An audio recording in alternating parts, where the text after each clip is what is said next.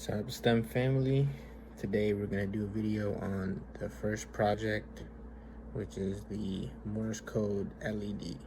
Before I start, remember to like, subscribe, and smash that button. So this is my setup. We got the Mega, the breadboard, the LED, and the resistor hooked up to the GPIO pins. Fun fact, it's also same GPIO pin also controls the onboard LED, so that is also going to blink in this video. So for the user input, I'm going to be using the Arduino IDE and the serial monitor. We're going to send an A.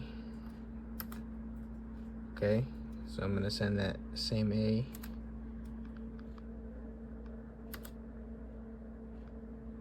Send a B,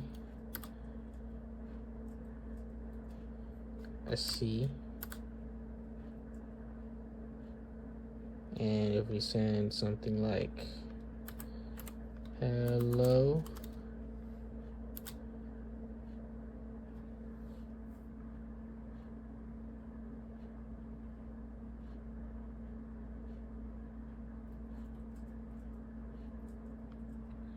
and you can see in the monitor how it gets read out.